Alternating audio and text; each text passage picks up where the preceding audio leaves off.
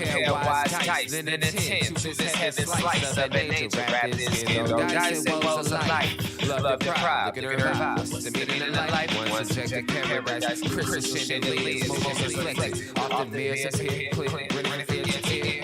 Credit rain, killing the flame. Close as she draws near, stay there. Remove your underwear, shove it somewhere over there. In paradise, we know our purpose.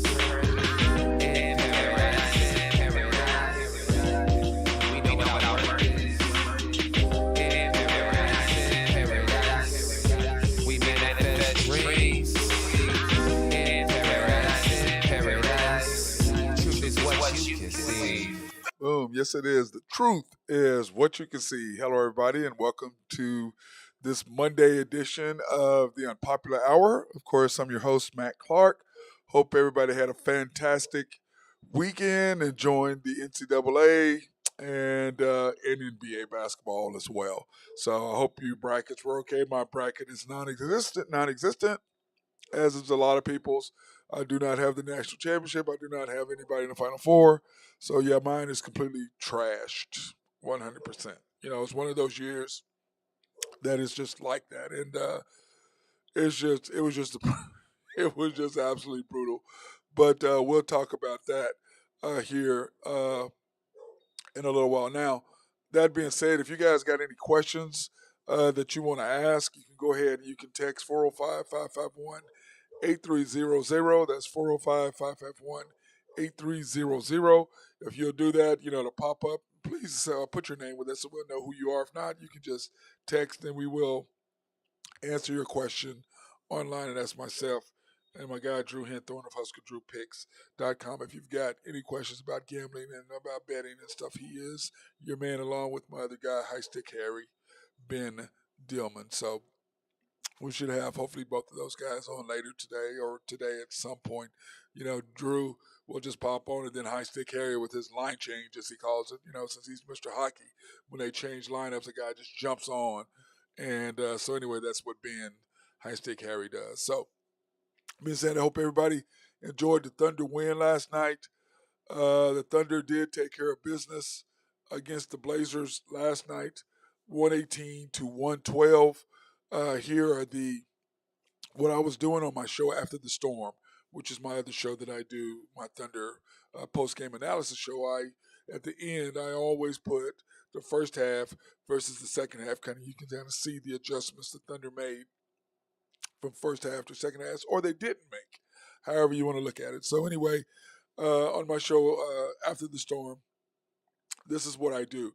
So the Blazers, the Thunder were up 6 at half, ended up winning by 6. So you can see what the Blazers did as far as three-point percentage. They were 6 for 14 for the second half.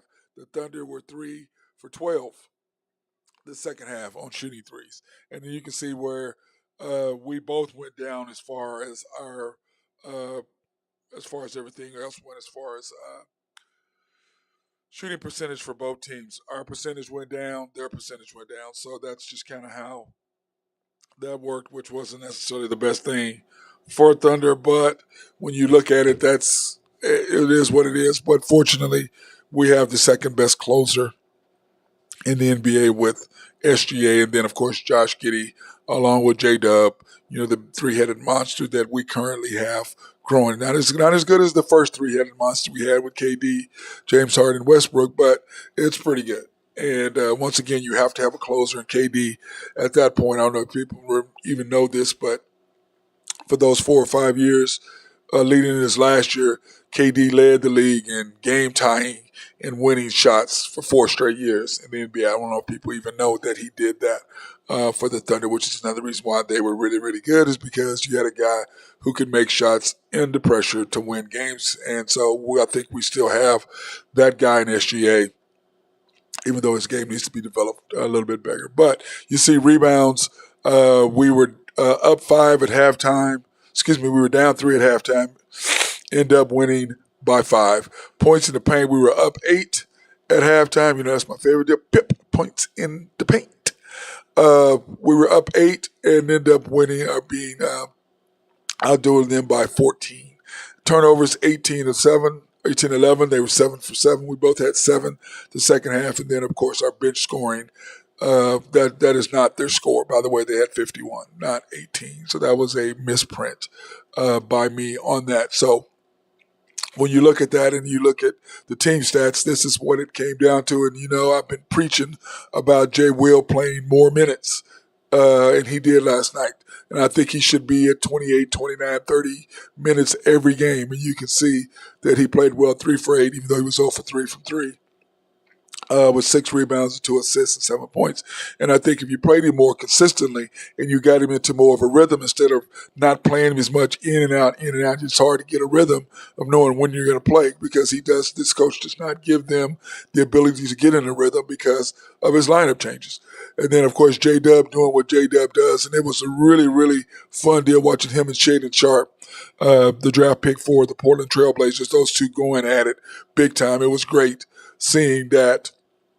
And remember, Jang was drafted before J-Dub, but that's irrelevant now because we know that we got the player that we wanted in J-Dub. 9 for 14, 5 rebounds, 4 assists, and I do believe that Shaden Sharp had 27, I believe, is what he had, 27 or 29. But anyway, they were going back and forth, guarding each other at points.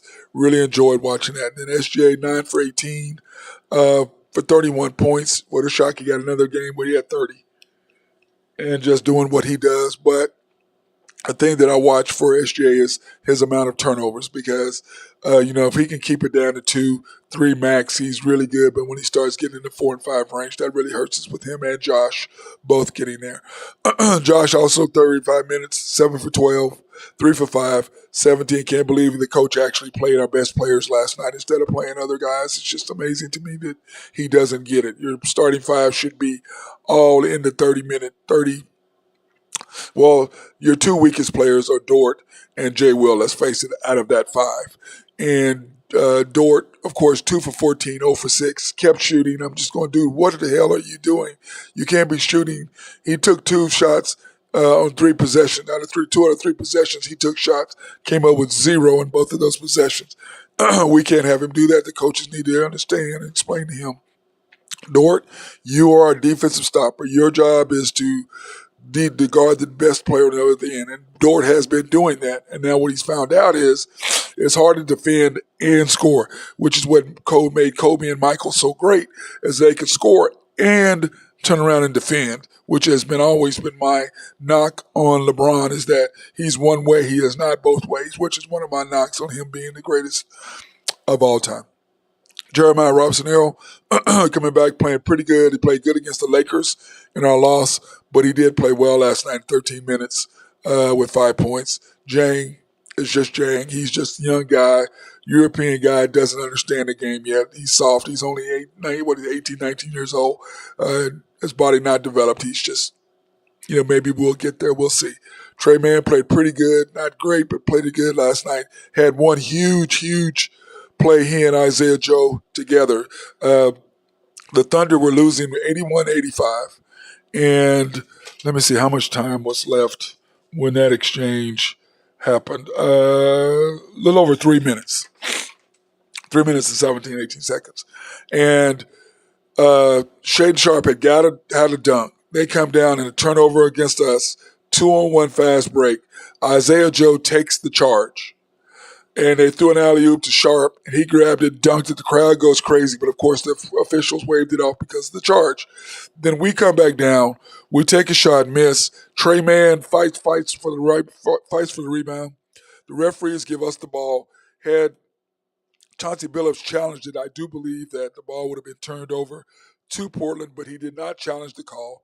The Thunder take the ball out of bounds, and then Isaiah Joe gets fouled. So that's a 5-point swing, but more than that, it just completely took the momentum out of the Portland Trailblazers, because at that point, had he been able to convert that, I do believe that Portland would have went on a run and the Thunder would have been in bigger trouble than they were at that point. But instead of it being 87-81, crowd going crazy, they all fired up because all the rookies playing. It is 84-85. Huge momentum killer for them. Great job by Isaiah Joe and Trey Mann. And Isaiah Joe played good last night, 5 for 12, 5 for 10 from 3, so he's got to be which is 50%. I mean, who's going to cry about that for 20 points? Aaron Wiggins, only 8 minutes, just jerking his chain in and out, in and out, in and out. Your best perimeter defender, and he doesn't play. It's just amazing. It's just amazing to me. The only way the Thunder are going to get into the playoffs is by playing defense. Now, here is what the Thunder have coming up. And then what we're going to do is we're going to show you. In fact, let's go ahead and do the NBA playoffs picture for right now. So the Thunder are tied with the Lakers at 37 and 38 for ninth place and 10th place. Of course, they have the tiebreaker. Then you go and you've got Minnesota at 38 and 37, and then the New Orleans Pelicans at 37 and 37. Now, what happened with the Thunders? Remember back when I was doing this show, I talked about our loss to the Pelicans that we should have won, and the loss to the Timberwolves that we should have won, and how those two games really were going to come back to bite us, and they have. Those two losses right there came back to bite us, and I said that at those shows. You got to win the games you have to win, and we did not get both of those games. We should have had those. And then on top of that, against the Lakers the other night, we're down 103-100. Josh takes the three, SGA takes the three.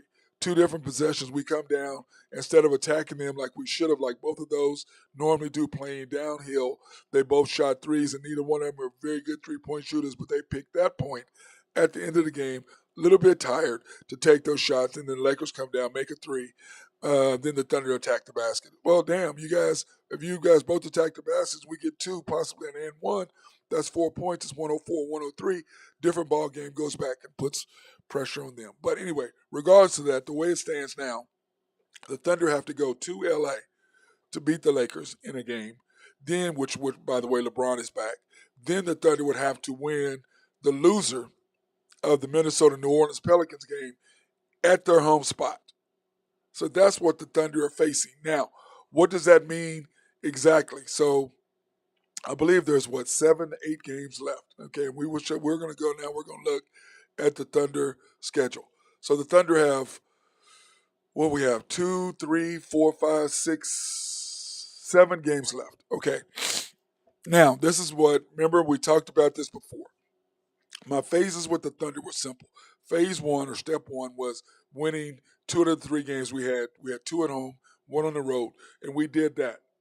Then we went on a 4-game road trip, which we had to go no worse than 2-2, which we did, and that's 2 games at the Clippers and 1 game at the Lakers, and then of course the game against Portland, which meant that we had to at least beat either the Lakers or the Clippers, and we did beat the Clippers the first game.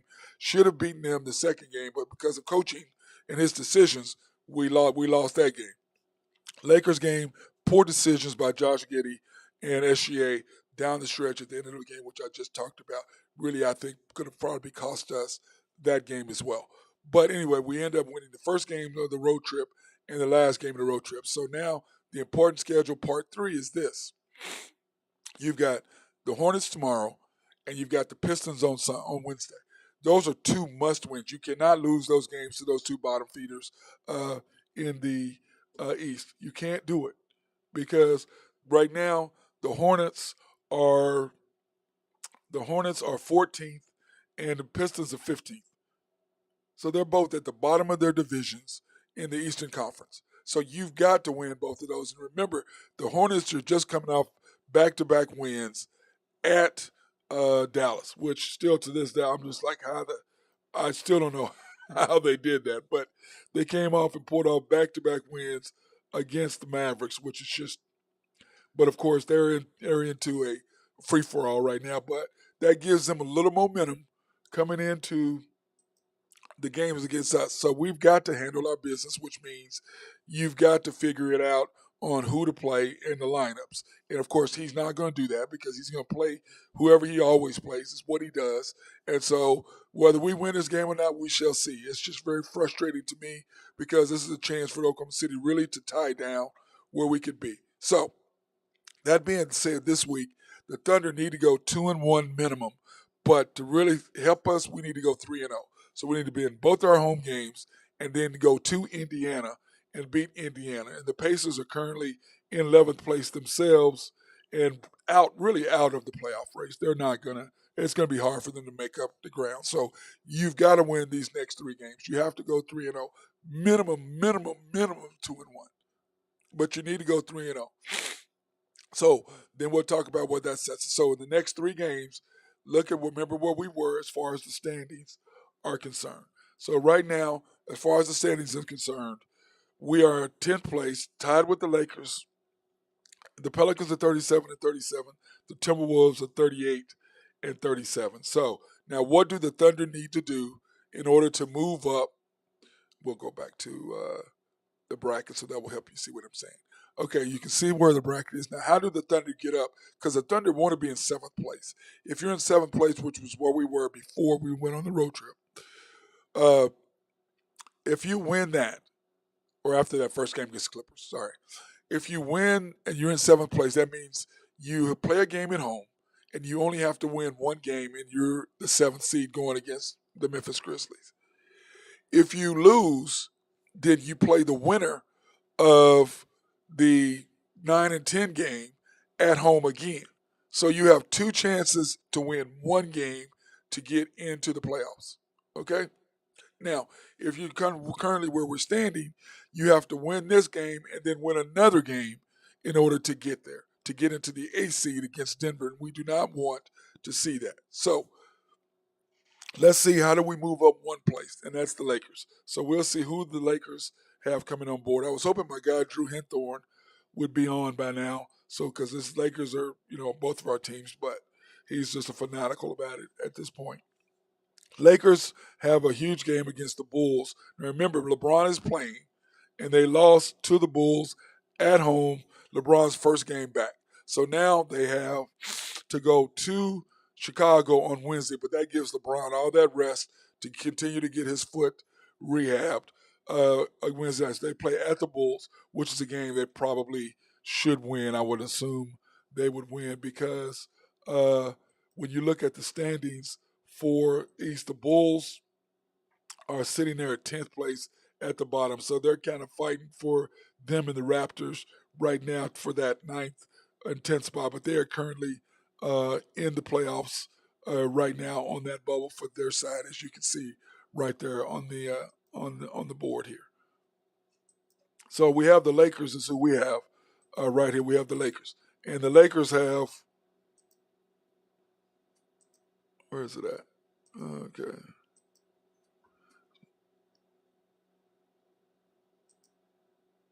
It's not giving me what I want. There we go. Cool. It took me a minute to get there. So anyway, the Lakers have the Bulls, which they'll probably win. And remember, if we go 3-0, that means the Lakers have to go 3-0, correct? So then the Lakers go to the Timberwolves on Friday night. And remember, the Timberwolves are sitting in 7th, okay, at this point. So the Lakers have to beat them, and of course they have the Rockets in Houston on Sunday, which they'll dispatch the Rockets. So let's say the Lakers go 2-1, we go 2-1. Okay, well, we're still sitting in the same spot. Both of us, nothing has changed depending on what Minnesota does and what the Pelicans do. So sitting ahead of us, we're about that. Let's go with the Pelicans since they're in the 8th place, which is the next team that we'd have to take over. So the Pelicans, they play at the Warriors tomorrow. And you can see where Golden State is sitting right now. Golden State wins at home. And the last thing Golden State wants to do is drop a home game. So you got to figure that Golden State's going to win that one. So that's 0-1 for the Pelicans. Then they got to go to the Nuggets, which you would think, man, they're probably going to lose that one too because the Nuggets are fighting for their overall number 1 seed. And on top of that, they're fighting for the number 1 seed here because you can see that Minnesota is hot on their trails, and so are the Kings. Memphis is only 3 games back. So the Nuggets got to win, and then their next game is home against the Clippers. So if they go 1-3, which is what I think they'll probably do, I do 1-2. I don't think they're going to win.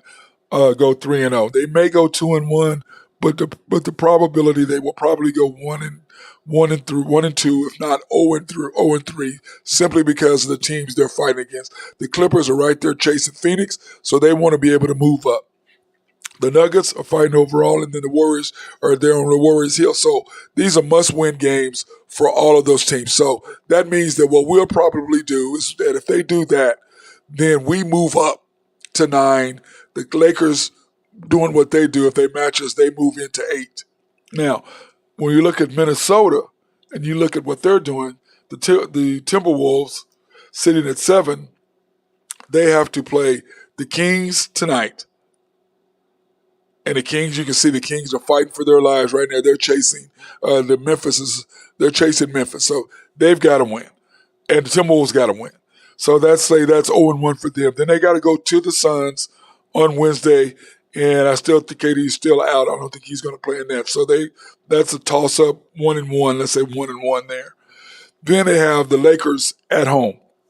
And them and the Lakers are fighting big time. And what do we say? The Lakers will probably, let's say, lose that game. So what that means is that all of a sudden Minnesota is still sitting in 7th.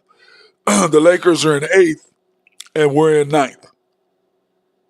Okay? That's what that means right there. But that's only if the Lakers can go 2-1, which they probably will. I believe they'll beat the Bulls, and I believe they'll beat the Rockets. So if they go 2-1, and even if they lose, so I think the Timberwolves stay where they're at. The Lakers are in 8th. Then all of a sudden we're in 9th. And then you have the Pelicans sitting there at 10th spot, which means that we would end up playing the Pelicans in Oklahoma City. We win that game. Then we would play the loser of the Lakers and Minnesota, either in Minnesota or in LA. So that's where it seems. So that's why these next 3 games are huge for the Thunder. And it's important that we beat tomorrow. So everybody please come out and support the team. So we have to beat Charlotte. Then we got to turn around and we have to beat Detroit. And then we need to go 3-0, because we go 3-0 and even the other teams are losing. If they both go 2-1, that puts us up, and especially that puts us one ahead of the Lakers if we go 3-0, because the Lakers will probably go 2-1. So that helps you right there if that scenario works, or if we go 2-1, like I said, then we're going to the Lakers instead of being ahead of them and them coming to us. Either way, I don't want to see the Lakers at all. And I'm just saying, I don't want to see the Lakers. I just don't. So, in NBA scores yesterday, the Mavericks, like I said, lost to the Hornets, and they're just They're just a free for all. They are not doing well. They're 3-7 out of their last 10 games. The Thunder, of course, are 6-4. The Lakers are 6-4. Pelicans are 6-4. And the T-Wolves are 5-5. So the Lakers, of course, losing to the Bulls and LeBron's debut back from injury, even though he did play well. Was he 6 for 11 or something like that? So he did. He played well considering their loss. The Celtics spanked the Spurs. What a shock. The Raptors are still holding on for their dear life. Beat the Wizards. The Cavaliers and the Rockets. Of course, the Rockets lost. What a shock that was. And then, of course, the Magic beating the Nets. Nobody didn't think anything different from that. The Grizzlies took care of the Hawks, and we needed the Hawks to come through. We needed Trey and the boys to come through on that one, but they could not get it done. Grizzlies big win in Atlanta. Then, of course, the Thunder taking care of business against the Trailblazers, and then you can see right there the Timberwolves beat the Warriors in San Francisco, which really hurt us. We needed the Timberwolves to lose. There was a huge win for them. The Warriors, on the hand, a huge loss for them, because now they're only 1 game ahead of the T-Wolves, which is what we were talking about. And, of course, now the Warriors have a huge game, which kind of helps us get them more focused, because they have a huge game tomorrow against the Pelicans, which we have to have them win, and then they have the Spurs at home. And so it was good for the Thunder, but bad for the Thunder. Now, games tonight in NBA, you've got the Mavericks and the Pacers. And that, really affects Mavericks are below us right now, so it doesn't really matter what happens with them. Pistons, they keep losing. I like for them to keep losing. Bucks and the Pistons, the Bucks are just rolling right now. Then you've got the Rockets at the Knicks, really doesn't affect us. The Suns and the Jazz, now this game does, because of the simple fact that the Suns, we need for them to beat the Jazz, because the Jazz are on our heels at 35-39. We have like a 3-game lead over them, or 2.5 game lead over them. But we need for them, what are we on? Excuse me, we're only a 1.5 game, I'm sorry, lead over them. So we need for the Suns to beat the Jazz. The 76ers and the Nuggets doesn't affect us, but the Nuggets got to keep winning. And then the Timberwolves and the Kings. That's a game that we need for the Kings to beat the Wolves, to put them at 38-38. The Thunder win, we're also at 38-38. So that would tie us up if we win when we win tomorrow. But with that being said, we still have to take care of business. And remember, in the tiebreaker, we are below them as well. Then you have the Pelicans against the Trailblazers, which the Pelicans probably will get that W. I'm assuming playing in Portland and Portland playing on the back-to-back. I don't really see them getting the W. And then, of course, the Bulls and the Clippers. We're going to see what that does, because the Clippers, if they lose, that makes them 39-37. We're only one game back from them in the loss column, and then 2 games back in the win column. So that will really help us. If we win, they lose, and we win, that really helps us in our fight to catch them and move them back. But, of course, uh, they have the Grizzlies on Wednesday on back to back. So the Thunder, like I said, the Thunder are sitting at the point, based on what other teams do, can really fluctuate between 7 and 10. Okay, but that being said, if you take care of your business over the next 3 games, which means you play the right lineups, you don't put us in lineup hell where we have to fight back because of the lineups you're playing. At home, you're going to play everybody. Well, you play less people and you get everybody into a groove so that we can get into a field. Like I said, you play your top 5 plus Isaiah Joe and Wiggins, because defense is what gets us in there. Lindy Waters and Jang are not going to help us on the defense.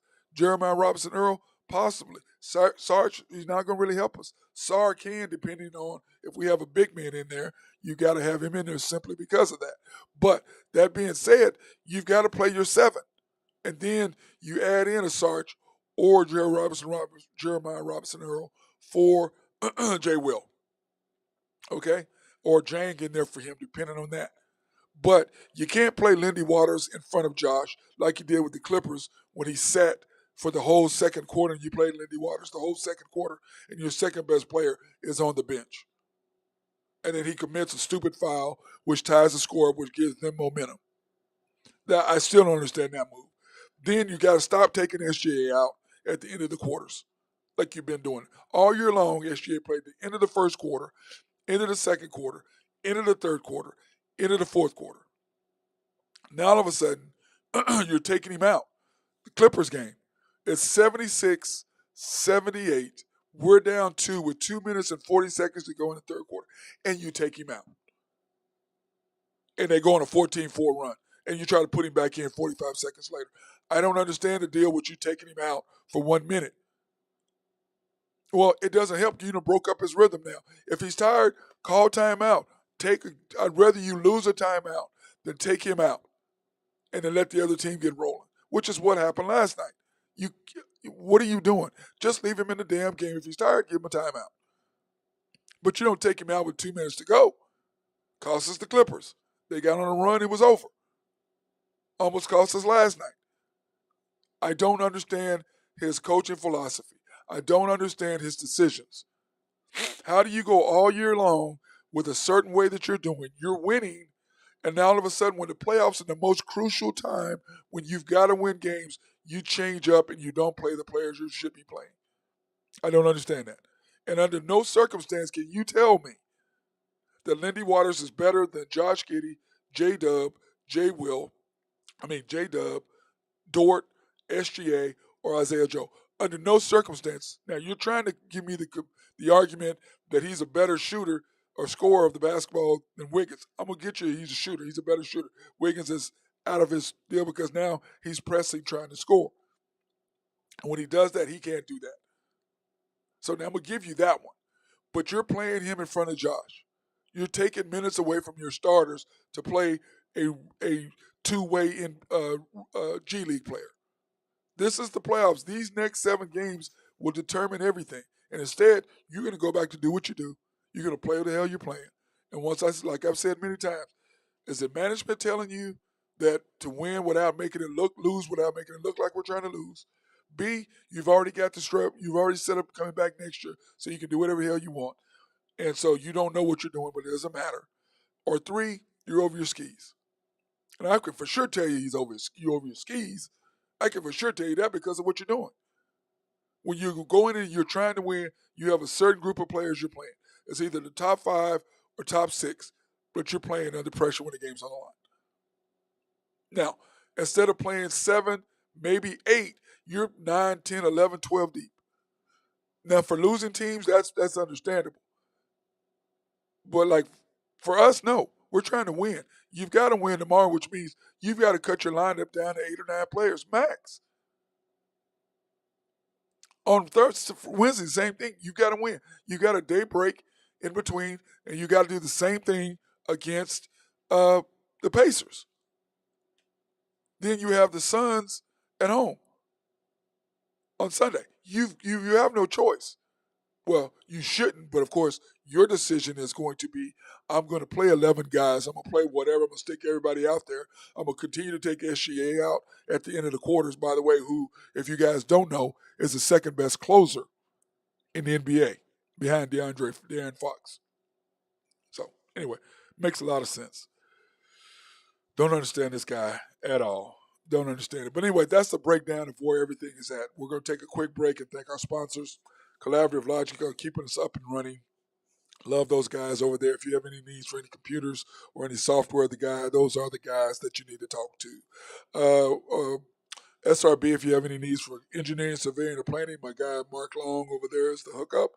Oak Grove Trucking, my guy Jose Fierro. If you need some rocks moved, dirties primarily with road construction, that's where the big dump trucks are truly, truly needed. So if you know anybody that needs that, then by all means, go there. And then Greg and Max Nafee, those are the peeps. Those are my guys.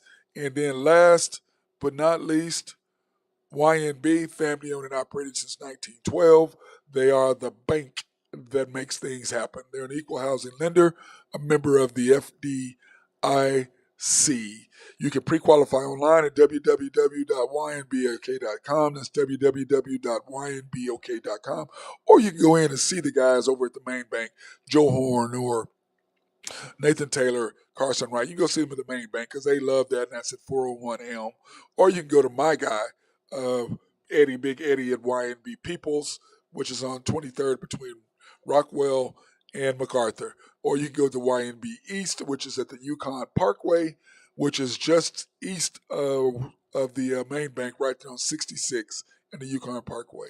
YNB Mustang, 218 Mustang Road. They're in Mustang, YNB Parkway, which is I-40 and Garth Brooks Boulevard, right there in front of the hospital. You cannot miss it when you go south right there on Garth Brooks Boulevard to go eat. It's right there. You cannot miss it on the right-hand side. So go in and see the guys. They are fantastic. I appreciate everything they do. And, of course, they are our sponsor for us to go out and support and do live streams in Black, minority, and women-owned businesses in the OKC area. So I appreciate them for that. Thank you guys for that. Now,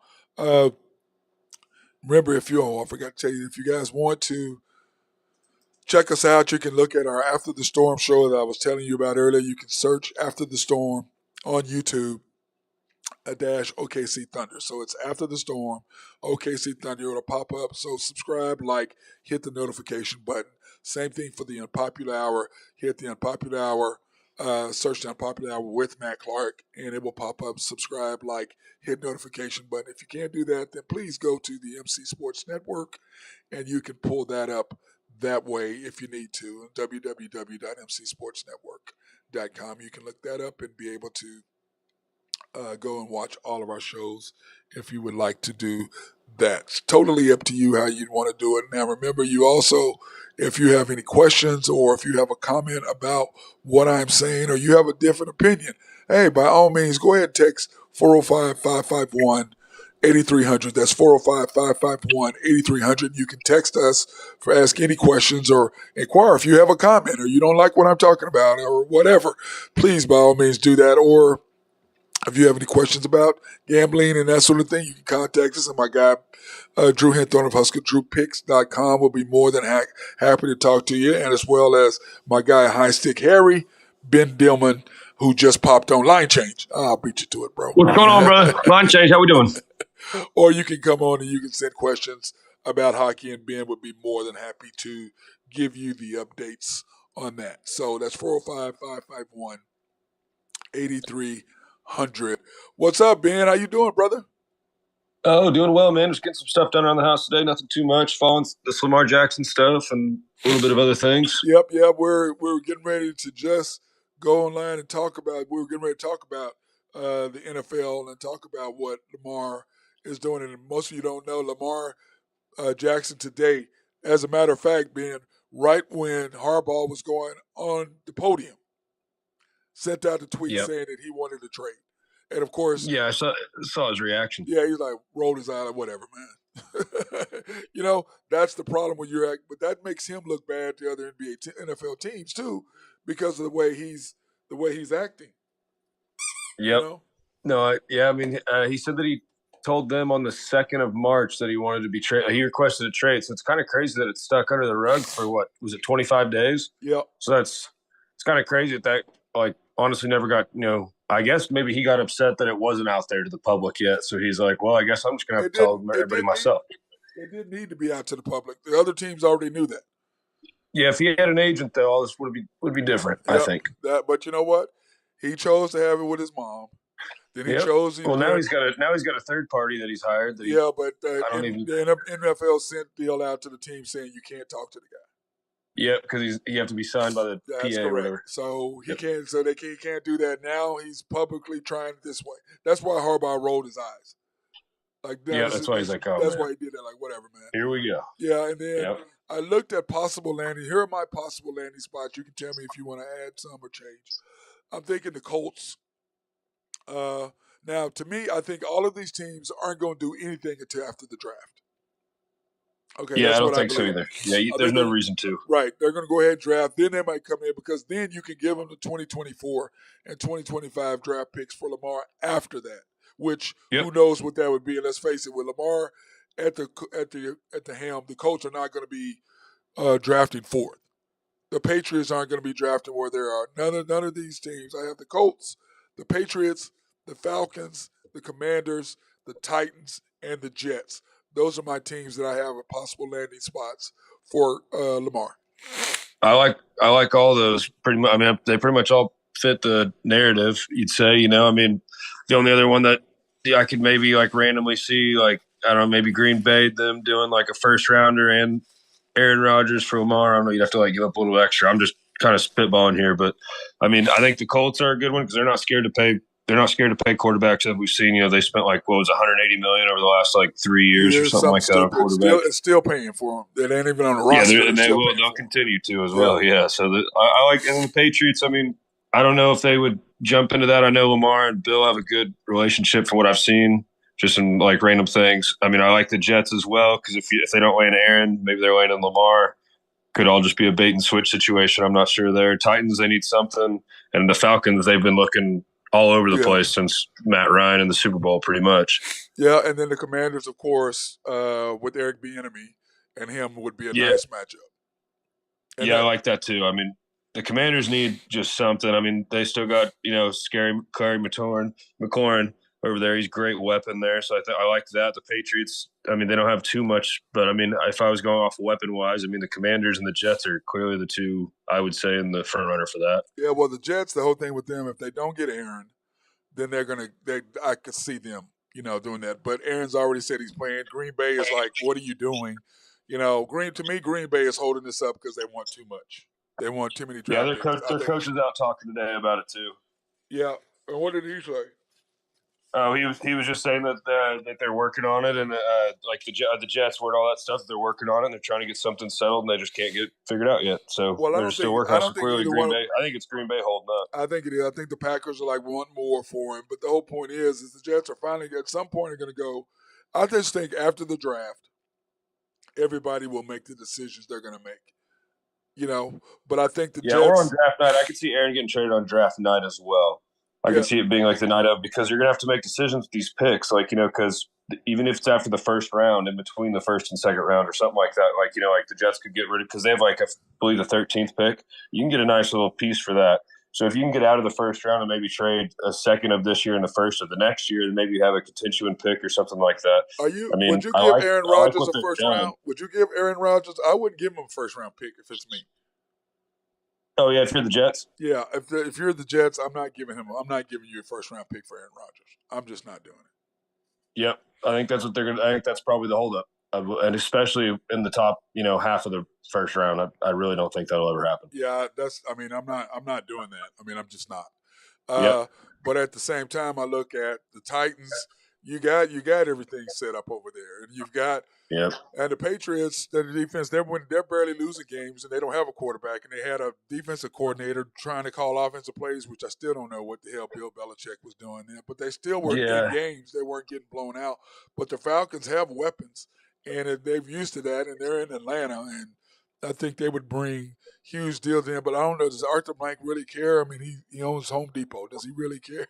Is it really going to bother him that he's Yeah. not being Exactly. filled up? So, If I'm Lamar, I'm going to New York Jets, and I'm trying to take a price cut, and I'm trying to get a trade over there. Is what if I were him, because they got the most weapons, they got some cap room to work with, they got plenty of trade picks, draft picks to trade. They got plenty of stuff going on. If I'm Lamar, out of all these 6 teams that we got right here, I'm pulling for the Jets and trying to sneak one under and see if maybe you can get because it's the unconditional what's called tag for them, or so it depends if they whether get the 2-round picks they're going to or get 2 two first first round round picks. Yeah. Yep.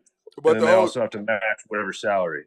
Right, but then the one thing that I also looked at being too is that on 2 of those teams are in this, or in 2 of these teams are in the NFC, and that's the Falcons and the Commanders. The other one's in the AFC. Would you Yeah. trade him? Would you trade him to the AFC team? I wouldn't. They're going to get. I could see Aaron Rodgers being one of those guys No, that no, no. I'm does sit talking out about some money. I'm talking about the. I'm talking about Oh, Lamar you're Jackson. talking about Lamar. Yeah. Yeah. So I couldn't. I wouldn't. I'm not trading you to a team we're going to play against in our division. I'm not doing that. Yeah. If I see you, I'll see you in the Super Bowl. Yeah, or once a year, and if we have to play your division or something like that, yes. But Yeah. I'm not going to see you a couple No, times. I'm with you on that Yeah, because I'm not that doing was a huge thing I think as well with the options for Aaron whenever he was Yeah, trying to move not out. I think trade- it's the same thing. Yeah, I'm not trading you in the same division. Not doing that. Okay, now in other news, what do you think about the Super Bowl being changed to Saturday because everybody has Monday blues hangover from the Super Bowl on Monday? Is that the actual reasoning? Well, the NFL was saying they were thinking about doing that because people were griping about it. Now, Tennessee lawmakers, what they're doing, I thought this is great. They're looking to replace Columbus Day to Super Bowl Monday. Oh no shit! Yeah. So that's crazy. yeah. So if you do that, then what that means is everybody has a day off on Monday anyway. You're an employee, but you get it off for that. So just call it Super Bowl Monday. I don't know. But I get what they're saying, but it's Super Bowl Sunday. Put it as America's favorite sport, and I'd be right behind it. It's Super Bowl Sunday. Yeah, I don't know why you change it. I think that's a little strange. I get it. I get the reasoning. I bet you get better numbers, and it's a lot of the thing is all the people that travel out to the Super Bowl because clearly wherever the Super Bowls held, it's not usually a home game. Very rarely, if only a few times. Just a couple years ago. So I think a lot of it is for the travel for the people going to the game. I think a lot of them hate it that they have to get home Sunday night at 10 o'clock midnight wherever they're flying from, and then then they have to go to work. So I think it's more about the travel than about the game. Well, they itself. have to travel on Monday because the game doesn't end until Yeah, then they're missing an extra day of work. Yeah, so you're missing the next day of work if you do it the way it currently is. I get it, and maybe the numbers would be better because it's Saturday. I don't know the difference. I know obviously NFL outpowers NCAA with number wise, but I don't know. I like it being Super Bowl Sunday like that. Sunday's football day. Just leave it as is. There's not a reason to change it. Yeah. I understand. Like I said, I understand what they're thinking about it, but at the same time, I'm like, come on now. Another rule they're looking at is changing from the adding a game on the Friday after Thanksgiving because there's that lull. It's Thanksgiving Day, and you don't have anything again until Sunday. So they're looking at having Yeah. a Friday game. What do you think about that? Yeah, I mean, no, that's all right. I mean, whatever. I like football whenever it is, especially like when it's toward the end of the year. You got all the teams pretty much situated and stacked up in their playoff positions for the most part. There's only like a few teams in the hunt around then, so I like it being earlier in the year with it being November and not maybe say like New Year's or something. Whenever that's 5 more weeks down the road. So Right. I do. I mean, I don't mind it at all. Right. Now, speaking of that, our boy Drew Henthorn is not going to make it today. He's still getting his test, so we can hopefully figure out what's wrong with the boy.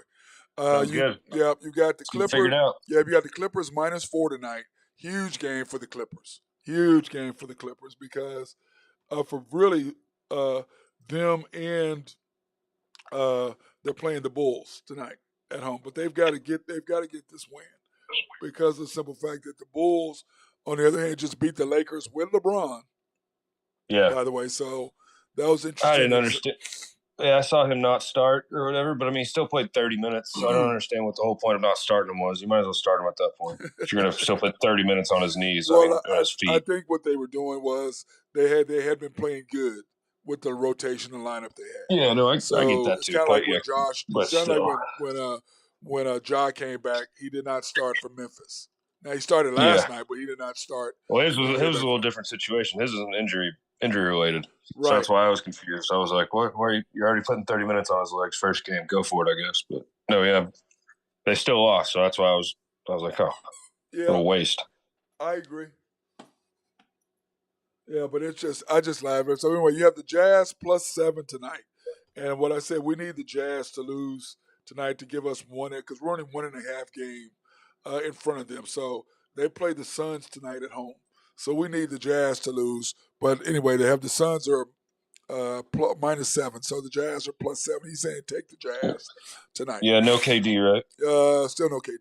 Yep. The Rockets Knicks over 230. Relying on them Rockets to make some points. Yeah, but who knows which Rockets, the bad Rocket team that can't score, or the They're good up and Rocket down. team that can run up and down and dunk on you and run up and down the court and do whatever. It's crazy. But you know what, man?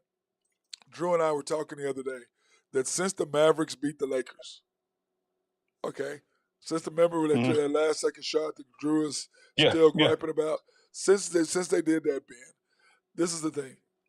They've lost They've lost to the Grizzlies by 4. Then they lost to the Warriors by 2. Then they lost to the Hornets back to back.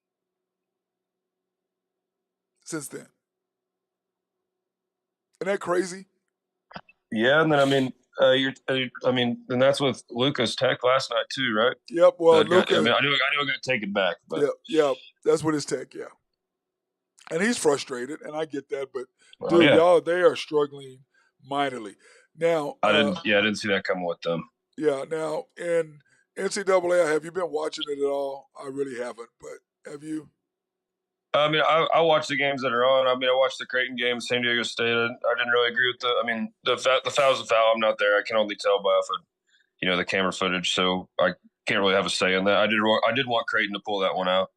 Yeah, huge win by San Diego State. So now the Final Four, which I don't know, nobody I know had any of these guys in there. Okay, nobody Yeah, I know had no, San Diego State. Nobody I knew had Florida I think the Atlantic. only one I had UConn in one of my brackets making the Final Four, but I had them losing out to Texas, so that would have already been out. Yep. So. So and you got Miami and UConn, so you got them. But yeah, other than that, Yep, I didn't have anybody on the South and East. I had nobody, none of those teams, and even the Elite Eight. Yeah, and I just sit there and look at it. I'm just going, man.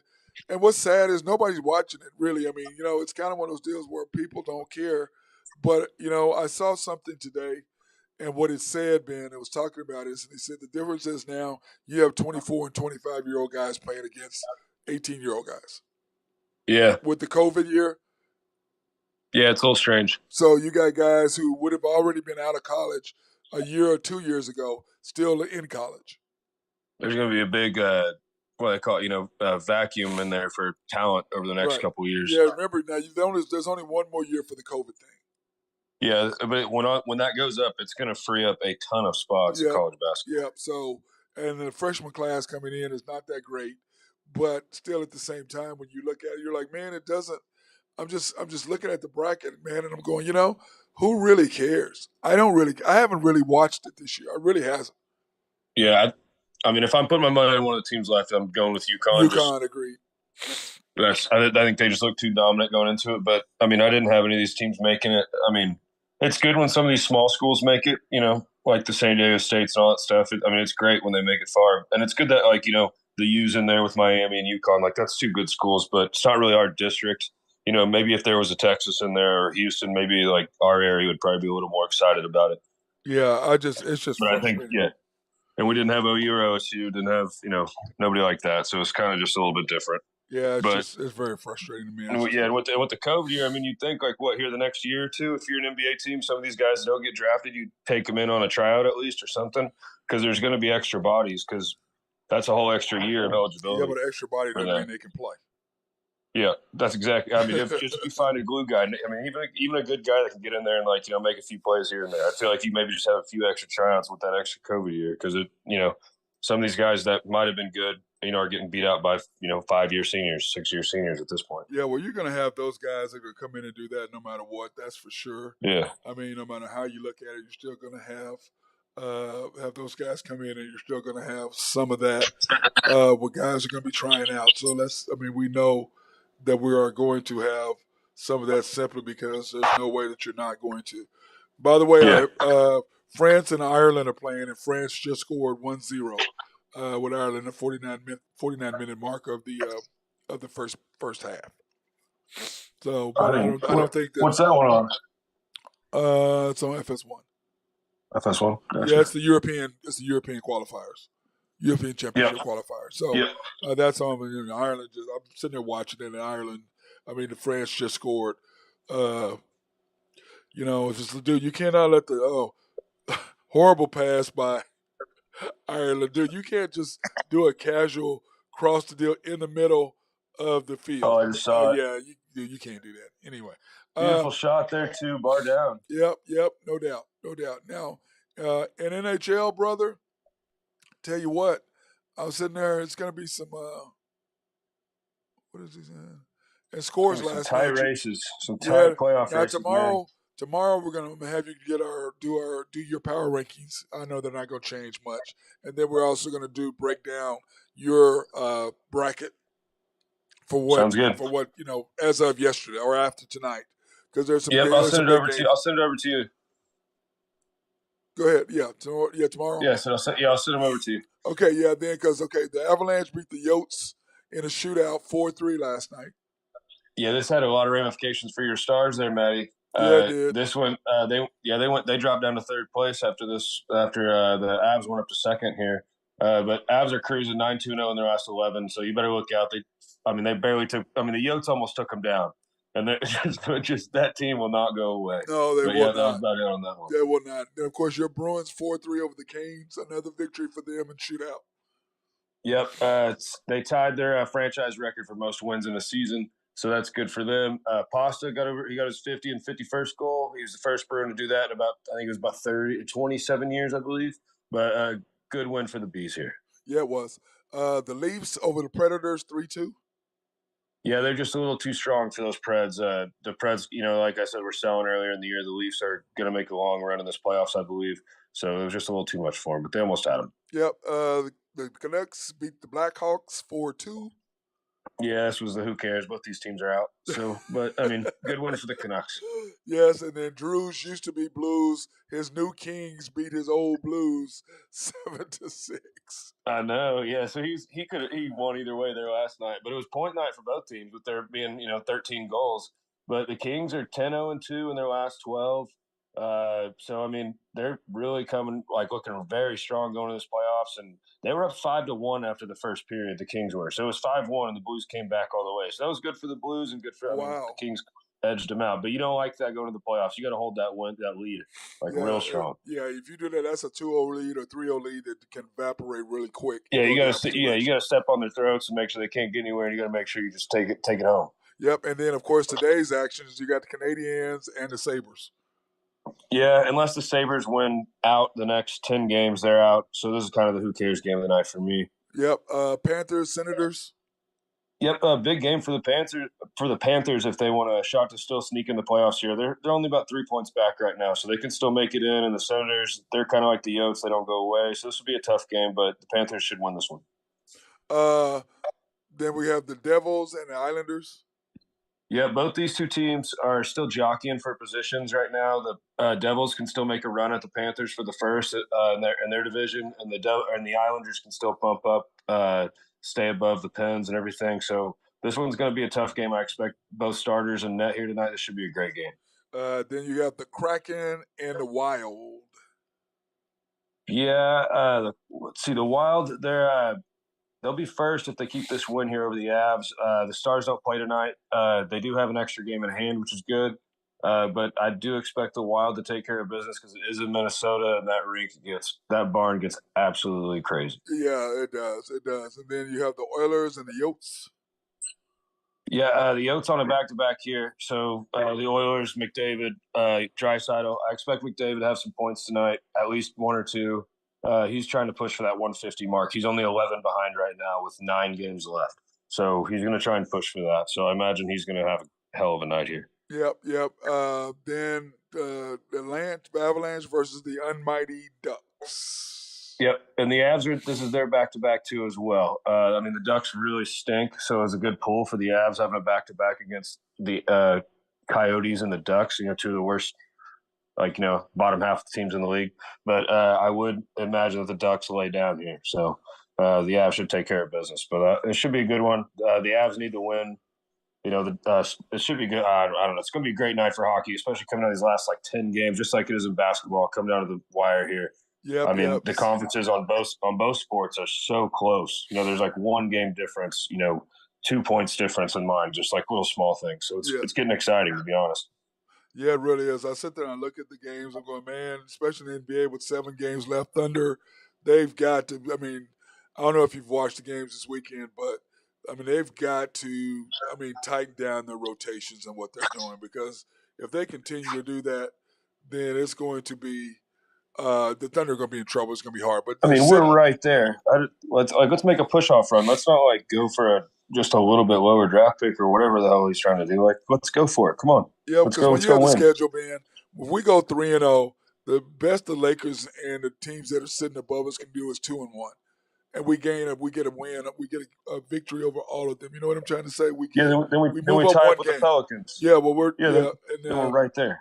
Well, the Pelicans are going to drop. So, but it's the T-Wolves that we're after, because the Pelican schedule is going to be tough, what they have coming up. Because the Pelicans, this is what they have been coming up. The next 3 games for the Pelicans. They are home, or they go to the Blazers, which they should win that. Okay. Yeah. Then they have to go to the Warriors, which I don't see them winning that. No, I like the Warriors at home almost every night. And then they have to play at the Nuggets. So I see them going 1-2. I see them going 1-2 there. The Nuggets are fighting for their. They're only 3 games ahead of the Memphis Grizzlies. Yeah, Grizzlies. Grizzlies are chasing the Nuggets, so the Nuggets got to win. And then the Pelicans play the Clippers at home in that 4th game, where we have the Suns. So we go 3-1, they go 2-2. We snatch a game from them. You see what I mean? Or if not, we got a very winnable schedule. Yeah, we've got to go 5-2 in our next, 4-3 in our worst. But to me, the only games I see us really possibly losing are the Suns, Warriors, and Grizzlies. But we can beat any of them. We can beat the Grizzlies. Well, and we have the Suns and the Grizzlies at home both too. No. That's on the road. Those are on the road. We have the Warriors. So we have Warriors at home. We have the Warriors on the road, Grizzlies at home. Yeah. We have the Grizzlies and the Suns both at home. Yes, Grizzlies and Suns both. I like those. So we should go 1-1 and 2, 1-1 in that minimum. Yep, that's gonna be tough. Yeah, but it's gonna be rocking in Thunderdome. No, I can promise you.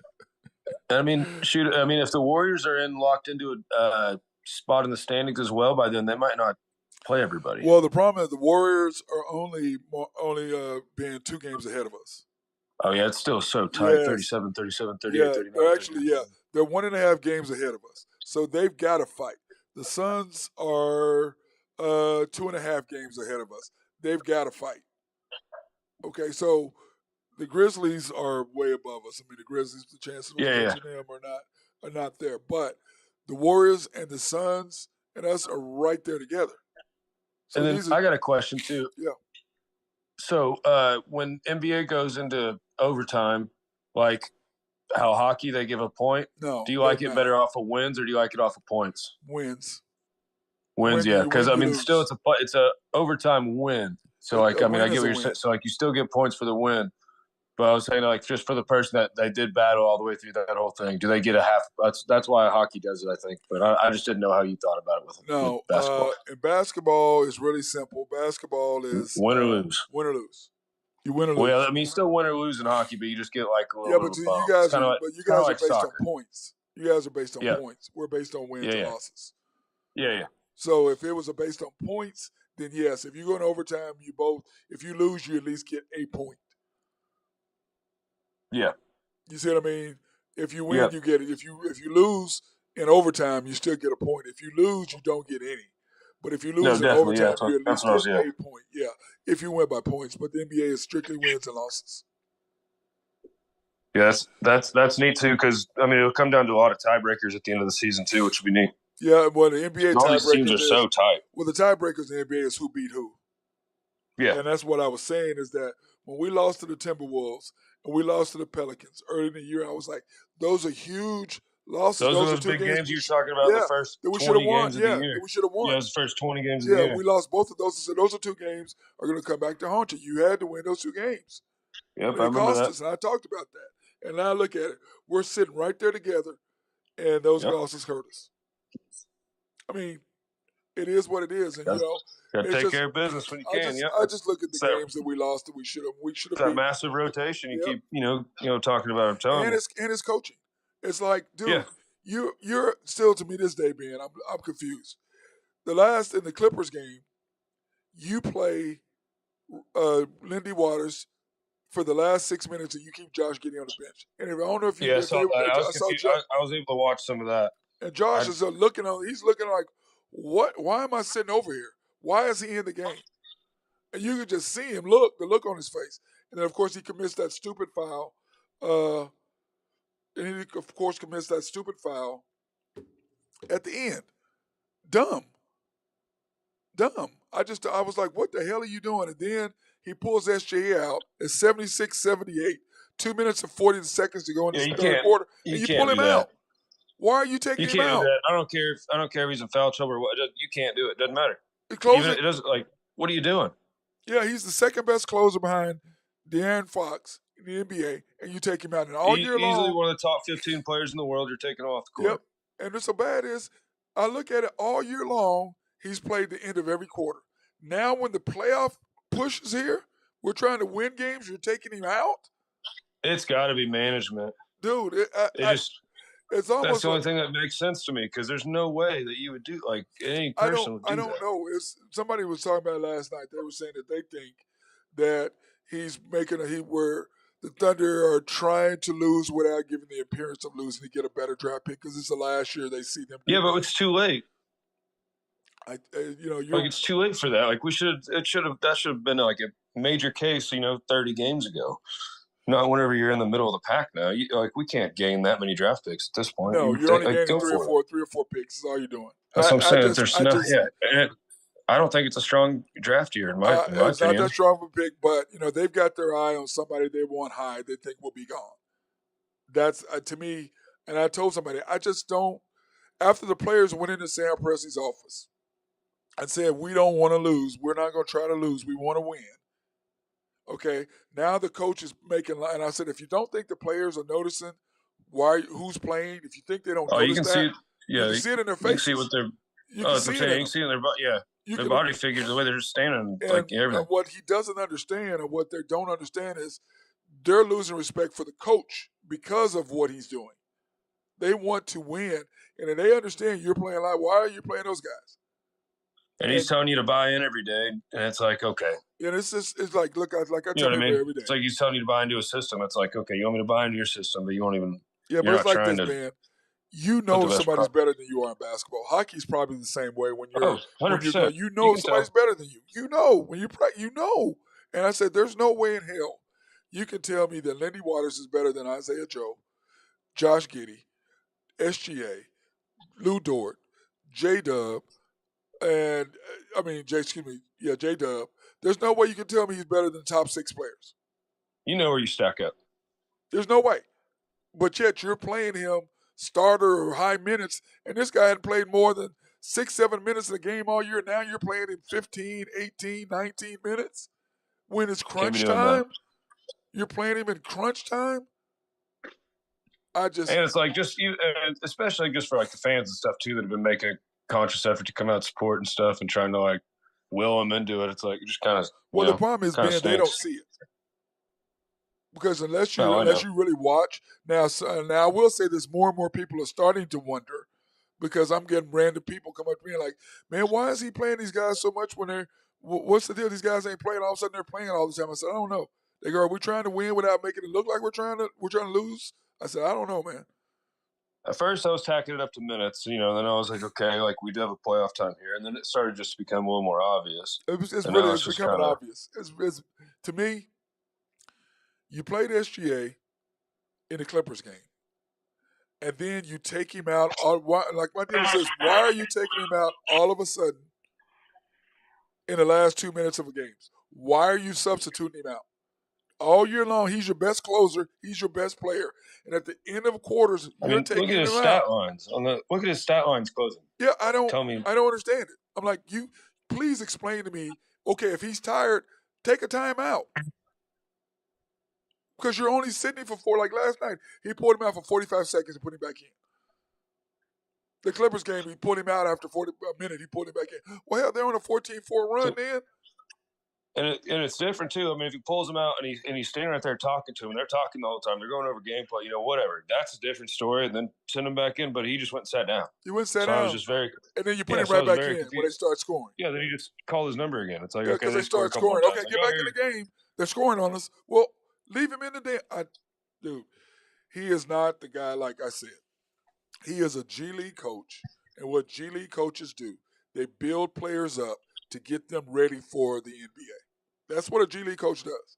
And I think he's great at that. And I think he's done a great job of mentoring the younger guys, getting them up, coaching them up. Now that they're there, I don't think he's capable of taking them to the next level. Or management is keeping him back. And it's just hard for me to believe that you would lose your team if you think they're not smarter. If the management, you're going to lose your players if you think they don't know you're trying to lose without trying to lose. They know what you're doing. They know what you're doing. It's hard to get them back. But you're losing. Hard to get them back too. But what they're doing is the players, you're losing their respect, and they're having no respect for your coach. So then you're done. So now you're going to do the same thing next year, win 40 games again, and you have Chet. Instead of trying to win, because if we finish 7th, Ben, we have a playoff game at home. That'd be awesome. And then if we lose that, we have another playoff game at home to get. So we have 2 chances to get into the playoffs.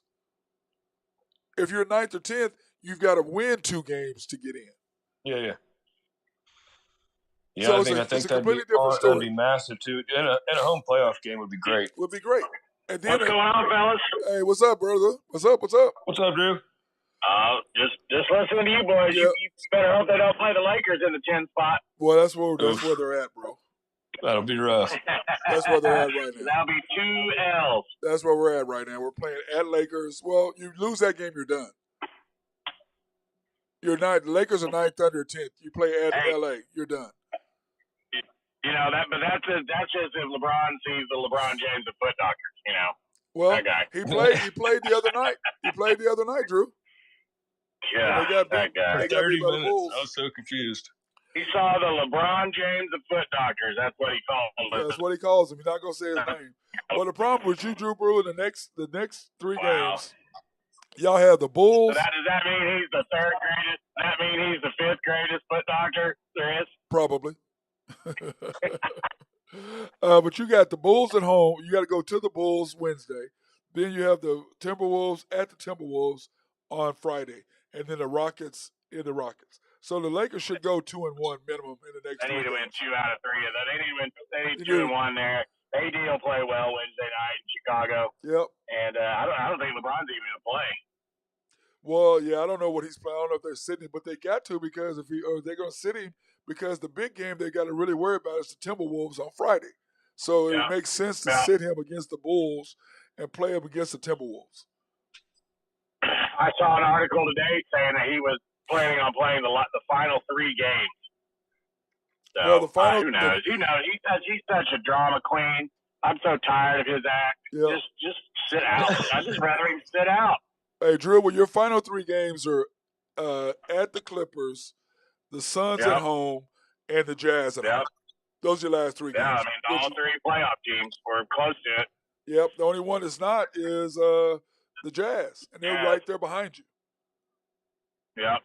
You know, so it's this bracket is just crazy, dude. It's right there. But the Thunder, it's stacking up nice, so I love it. Yeah, I mean, you're right there. I mean, the Thunder have to go 3-0 this week. You got to win tomorrow. And how about you called it, Drew, last week? How about the Mavs since their last buzzer beater against the Lakers? Yeah. Yep. Just imploding. They're out of playoffs right now. Yep, and falling 3-7 in the last 10 games. I don't know what's going on with those guys. They I had, we look back at my NBA top 10 and my power polls, and man, I've always had the Mavs in the top 5 till recently, and they have just fallen apart. Yeah, I mean, I know. I was talking to Matt about it earlier. I know Lucas Fowl got taken back, but one more. He's sussied one more game. So they anytime let him off the if hook. he gets one of the next 10 games, or what is it, 8 games, 10 games, and then he's out for it. And it could happen in the playoffs too if they even end up making it. Well, he sits out. You sit out one game, and then for every 2 ticks after that, you sit out another one. So he decided to sit out one game. Yeah, so he just needs one more. He needs to stop whining. I mean, just stop whining. I don't know if that's possible. I don't know if he can stop whining, bro. I'd feel different about it if they were more like Draymond, like where you're getting in people's faces. I kind of like those texts a little bit, like mix it up. Kind of brings it back to '80s basketball a little bit. I like that, but I don't like the people whining and getting texts. That bugs me. He wears me out, bro. He really, really, truly wears me out. He does. It's just frustrating as hell to watch him. It just is. It really is. So. But all right, brother. Well, hey, tomorrow we're going to be in. By the way, Drew, we're doing our power rankings tomorrow. Ben is sending in his. You got to send in your new power rankings because here are both of our power rankings right now, Drew. They both suck. Okay, our power rankings are terrible. I mean they are. Man, our power rankings are not good, dude. It's just I was sitting there looking at our power rankings, watching. I'm like, here are our power rankings, Drew. Yours are the Bucks, the Nuggets, the Suns, the Celtics, and the Sixers, which is all good. Then you have Golden State, the Mavericks, the Lakers, the Clippers, the Hawks. Golden State. What'd you say? Golden State, Lakers, the Mavericks. Clippers. No, you got Golden State, Mavericks. Golden State, Mavericks, Lakers, Clippers, Hawks. Man, just take the Mavericks out of there. I'm looking pretty strong. Yeah, well, me too. I've got the Bucks, the Nuggets, the Celtics, the Suns, and the Cavaliers, which is your top, basically 5 to 4 your top 5, or your 4 of your top 5 in the East. Then I've got the Sixers, the Kings, the Knicks, the Wolves, and the Mavs. Yeah, you looking good. Yeah, so I'm sitting there. I have all the top. I have the top 5 NBA teams in the East, and then I've got the other ones in the West. So I'm sitting. Mine are okay. I just got to take the Mavs out of there, and probably take the Wolves out of there. Yeah. Well, I tell you what, though, if the Mavs can just figure out how to turn it on, you don't want to see them in a play-in game. No, and I'll probably have to stick the Clippers in there, even though I don't want to. I'd have to put them in there. I have to drop the Suns. They're too high. I got to drop them another deal. I don't like where they're at right now. I don't really like that. But anyway, tomorrow we're going to do our list of all that and get that done. And then we're talking about the NCAA Final Four. Ben and I did a little bit. Is there anything you want to talk about that, Ben, Drew, before we go? Oh, man, it just, boy, if you're the city of Houston, you just took a gut punch. Oh, did you? I tell you what, man, they almost had Houston, Texas. Blue bloods in there. Not having Houston or Texas, nobody from the South. You get 3 private schools and a small state school from California. I mean, there's going to be a lot of empty seats come Monday night. A lot of empty seats. Yep. You know, Which, it's gonna afford some people who have never been to a Final Four, and if you've never been to a Final Four, go because it's fun. It's gonna be cheap. A lot of fun. What's gonna be being, hey Drew, it'll be cheap. Is what it'll be. Oh yeah, you'll be able to go cheap. You'll be able to go Saturday for $200. Yeah, it'll be cheap. And normally they're $750 to $1,000 to have a good seat for a Saturday at the Final Four. So yeah, I mean, if you get a hankering to go to a Final Four and you're on a budget, this will be the one to go to because there's going to be a lot of tickets. Yeah, I got on StubHub just to see what the average prices were. I mean, you could sit lower bowl for $250, $300, and I mean that's a good seat. And those are usually $2,500 to $3,000. Oh yeah, I mean those are usually for the corporate bigwigs. Yep. And you got FAU and San Diego State, which don't even get me started on that foul call. I still haven't. Not a joke. That they're in there, But even if Creighton would have made it, I mean Creighton's a small private school, so I mean you would have had them in there as well. But I think they would have drawn a pretty good crowd coming from Omaha. But we'll see. I think the games will be competitive. I think that I really would have liked to see Texas play UConn. I thought that would have been a marquee game, and that place you'd have had 50,000 Texas fans in there. Yep. But UConn travels well though. UConn travels. They do. There'll be quite a few UConn, but again, it's a smaller school. I mean, it's not like they're going to have 20,000 fans there or something. Yeah, but they'll have 10 or 15 at least. I think that UConn is you got to say UConn's the favorite. I mean, they're just blowing people out. Yeah, I ain't gonna say anything about this deal. This has been the craziest damn thing. I mean, no number ones. No, I don't know. I just don't know. But I tell you what, though, if FAU plays like they've been playing, they'll beat San Diego State, and then they'll give whoever's in that final a run. I tell you what, they're playing well. If FAU and Miami is in the finals, they will have one of the lowest TV rankings. They'll have one of the lowest TV rankings. There'll be like 900 people there. Yeah, it will be bad. It will be bad. It will be. And you'll have two teams in the finals from the same city. Yep. Jeez. Boca Raton and Miami. That's crazy. Oh, yeah, it's interesting. It's not. I don't know. I guess it's disappointing. I've seen a lot of people that are excited because all these no-name schools are in it. I'm like, I'd rather have seen Alabama and Houston play, and I'd like to see, Texas and Arizona or some big-name schools in there. But it's basketball. It's the Final Four. It'll be fun. Hopefully UConn and Miami's a good game, and I think the Florida Atlantic San Diego State's going to be a good game. I mean, SDSU will keep themselves in the game.